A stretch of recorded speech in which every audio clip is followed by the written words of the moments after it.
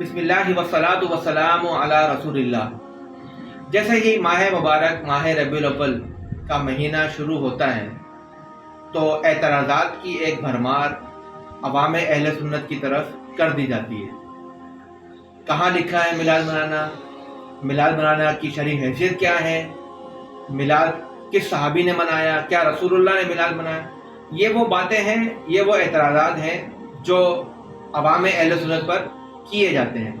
جب یہ اعتراضات میرے کانوں میں پڑتے ہیں تو میرے ذہن میں وہ روایت آتی ہے جسے بہت سی کتابوں کے اندر نقل کیا گیا ہے۔ سب سے پہلے تو اس روایت کو سیرت کے سب سے پہلے مصنف سیرت مصطفیٰ صلی اللہ تعالی علیہ وآلہ وصحبہ وبارک وسلم پر لکھی جانے والی پہلی کتاب سیرت ابن اسحاق کے اندر امام محمد بن اسحاق رحمہ اللہ تعالی عنہ نے اس کو نقل کیا، جو کہ 148 ہجری میں وفات پائے۔ اس کے بعد اس کتاب کی شرح ہوئی سیرت ابن ہشام کے نام سے 218 ہجری میں۔ پھر اس کتاب کی شرح ہوئی امام سہیلی نے لکھی الروض العنف کے نام سے 518 ہجری میں۔ پھر البدایہ والنہایہ کے اندر امام ابن کثیر نے بھی اس روایت کو لیا ہے، اور سب سے بڑھ کے مشہور تابعی امام مجاہد نے بھی اس کو تفسیر کے اندر ذکر کیا ہے، سورۃ الفاتحہ کی تفسیر کے اندر۔ وہ روایت کیا ہے؟ وہ روایت یہ ہے کہ ان ابلیس لعنہ اللہ تعالی رن اربع رنات، کہ ابلیس ملعون جو ہے وہ 4 دفعہ غم اور حزن کی وجہ سے بہت زور سے رویا اور چلایا۔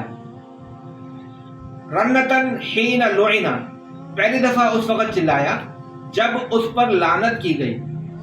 رنتن حین احبط، دوسری دفعہ اس وقت چلایا جب اسے راندہ درگاہ کر دیا گیا اور جنت سے نکال باہر کیا گیا۔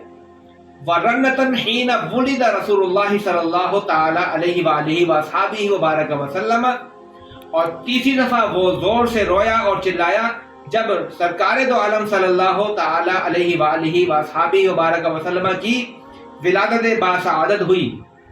وَرَنَّةً حِينَ أُنزِلَتْ فاتحۃ الکتاب، اور چوتھی دفعہ اس وقت چلایا رویا جب سورۃ الفاتحہ کا نزول ہوا۔